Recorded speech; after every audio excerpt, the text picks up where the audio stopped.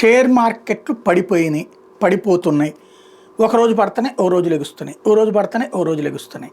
బంగారం మొన్న తగ్గింది, మళ్ళీ పెరుగుతూనే ఉంది. ఈ రెండిట్లో ఏది కొనాలి? బంగారం అవసరం అనుకుంటే బంగారం కొనుక్కోవచ్చు, షేర్లు అవసరం అంటే షేర్లు కొనుక్కోవచ్చు. అది అవసరాన్ని బట్టి ఉండాలి. షేర్లు తగ్గిన టైంలో ఇదే సంక్షోభం శాశ్వతంగా ఉండదు. తగ్గిన టైంలో కొనుక్కుంటే అతి త్వరగా పెరుగుతాయి.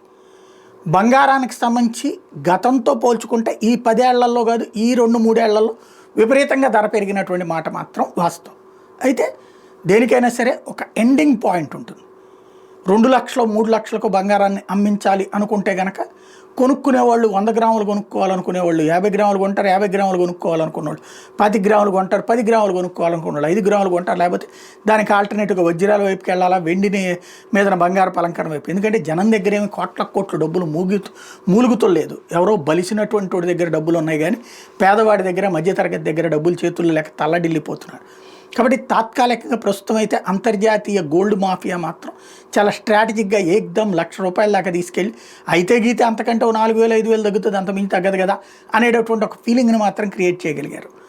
అయితే దీనికి అమెరికన్ ఆర్థిక సంక్షోభాన్ని ఒక సాగ్గా చూపెట్టారు. అమెరికాలో ఆర్థిక సంక్షోభం ఏం లేదు, అమెరికాలో చక్కగా నడుస్తుంది. సంక్షోభం ఏంటంటే మానవ సృష్టిత సంక్షోభం. అక్కడ అక్రమ మార్గాల్లో వెళ్ళిన వాళ్ళని వెనక్కి తిప్పి పంపించేటటువంటి పని, అట్లాగే అమెరికాని డెవలప్ చేసేటటువంటి ఎత్తుగడ. దానికి బంగారానికి ఏంటి సంబంధం? బంగారం ఉత్పత్తి ఎక్కడన్నా తగ్గిందా, లేకపోతే యుద్ధాలు ఎక్కడన్నా వచ్చినాయా? ఏమీ లేకపోయినా నడుస్తుంది. అంటే ఇది ఒక కృత్రిమ సృష్టి, ఎక్కడి దాకా వెళ్తుందో అక్కడి దాకా వెళ్తుంది. కాకపోతే విరుగుట కొరకైనా ఒక స్టేజ్కి పోయా కాదు. ఇప్పుడు షేర్లకు వచ్చేటప్పుడు ప్రజెంట్ ఉన్నటువంటి సిచ్యుయేషన్లో షేర్లు డౌన్ అయితే కొనుక్కోవడం బెటర్. ఇప్పుడు ఆ మధ్యన అదానిది అయిపోయింది అన్నారు, అప్పుడు అమ్మేసుకున్నారు చాలామంది. కొనుక్కున్నటువంటి వాడు బాగుపడ్డాడు. కాబట్టి 2 అట్లని షేర్ల మీదనే లాభం వచ్చేస్తే బంగారం మీదనే లాభం వస్తుంది కదా. ముందు వీటన్నిటికంటే చక్కగా ఇంకా దేని మీదనైనా ఇన్వెస్ట్మెంట్ పెడితే మనకి డబ్బులు వస్తాయంటే దాని మీద కాన్సన్ట్రేట్ చేసుకుంటే ఇంకా బెటర్.